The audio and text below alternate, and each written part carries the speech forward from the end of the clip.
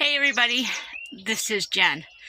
Welcome to my homestead and welcome to my channel.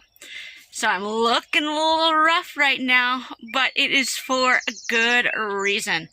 I have been working pretty hard out in the garden this morning for the last couple hours. It's an overcast, beautiful day. So it's a great day to get a lot of planting and stuff done because the sun's not so harsh and the plants will have time to adjust before the sun comes back out, so to speak. And it's cooler and stuff like that.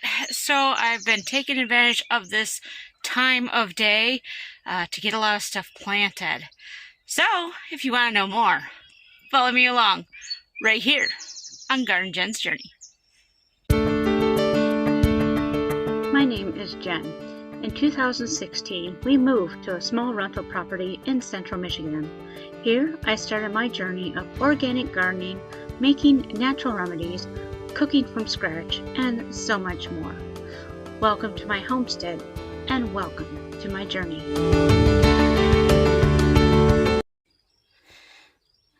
Alright, so something I wanted to address since my last video where I talked that I was not doing winter sowing anymore.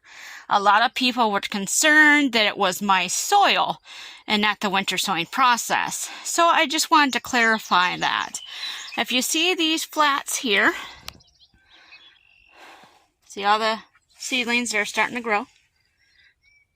This is the same exact soil that I used in my winter sown jugs. Seriously, it's the same exact soil. And you can see the germination rate is pretty good. These are only maybe 4 days old since I planted them. And you can see I have quite a few seedlings that are already popping through. So no, it's not my soil. It is the climate, at least here in my area. We have days where it's like 70, 80 degrees during the day. And then at night, it was dropping into the 20s and 30s. And that drastic temperature change was killing off my seedlings in my jugs. So that's why I'm not winter sowing here in this area, because the climate is not conducive for it. So I'm going to show you some other seedlings. So all these seedlings here, same thing, all planted with the same exact soil. I use Pro HP potting mix. I have some seedlings down there. This is all the same exact soil. So no, it wasn't my soil. Anyways, moving on. This is a rose that I'm not quite happy about.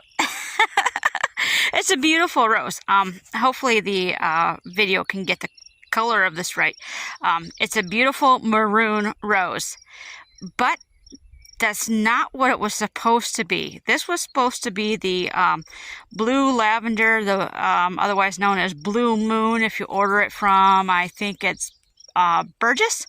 It's a very expensive rose to try to get, and sometimes hard to get, because it's in high demand. But anyways, this was supposed to be a blue moon, and, well, it's not.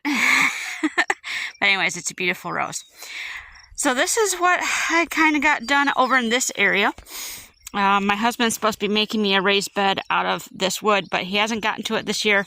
He already did one. So I used it to have my container pots on. And these are all cayenne peppers that I just transplanted today. And then some thyme that I saw tucked back in this pot here. It was really root bound and just was not looking good. So I dug it up, split it up, replanted the smaller clumps with some fertilizer, and she's good to go. So just wanted to show you my hops vine, how fast this thing grows. This is at least 7 feet long, by the way, in just a short amount of time, like just a couple weeks. But back here is where I have my lettuce tucked behind the shade cloth, because this faces to the south and then the west. So we got this area shaded, and look at my lettuce. Isn't she gorgeous? So I had to plant some more marigolds in here. I got those done because unfortunately, let's see if I can show one. Yeah, right here. That used to be a marigold. But we had slugs in here. Big time slugs. Which is weird. They did not touch the lettuce at all. They just ate my marigolds. So I put down some Sluggo. That's what this stuff is. It's Sluggo. It's an organic slug bait. And they've gone away. So, but I replanted some more marigolds because we want to make sure that we kind of keep critters out like squirrels, rabbits, and things like that. So marigolds help deter that, and as well as bring some nice pretty flowers in here.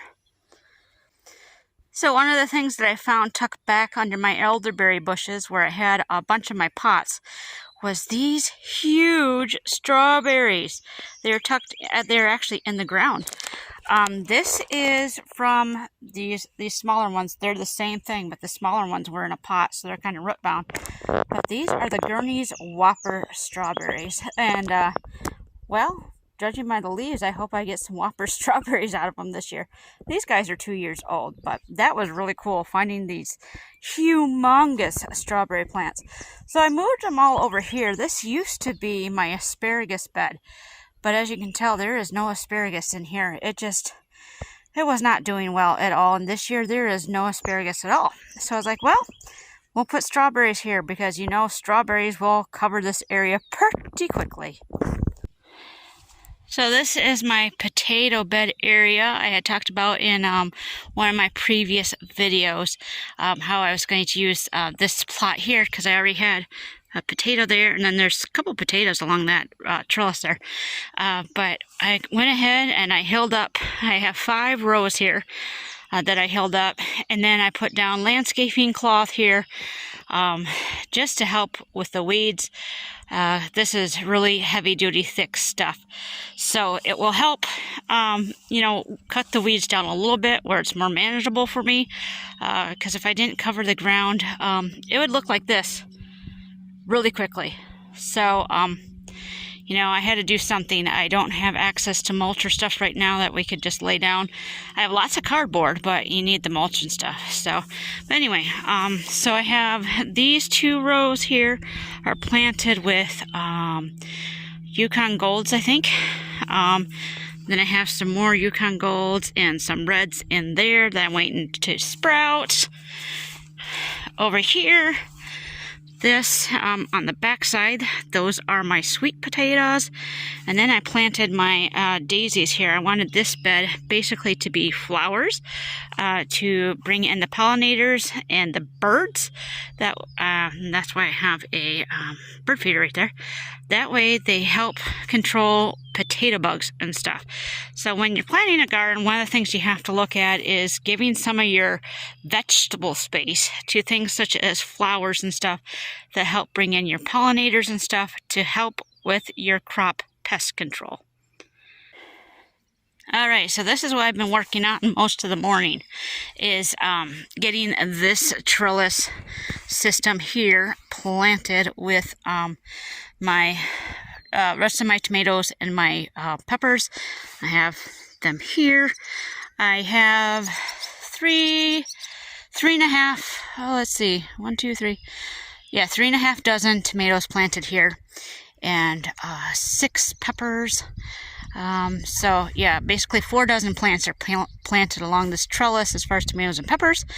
But I also planted in between the tomatoes and peppers marigolds, again to help with pollination and things like that.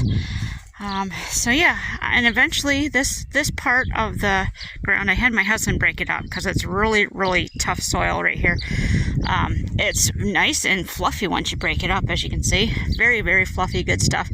And then I put fertilizer in each of the plants, each of the holes that I planted, because this soil is great for growing weeds, but nothing else. But eventually I'll be putting down leaf mulch and stuff like that, like this, to help control the weeds, so this doesn't look like this within a week. So that's what I've been doing today. That's why I look like this. It's a good kind of look because it means that I got a lot of stuff done, and I'm so thankful because some days I can't do much. Thank you for following me along today on this video. If you liked it, make sure to give it a thumbs up. And make sure you click the subscribe button down below if you're not a subscriber. I'd love to have you along on this wonderful journey. Until next time, everybody, I hope wherever you are, you're wonderfully blessed. Bye-bye.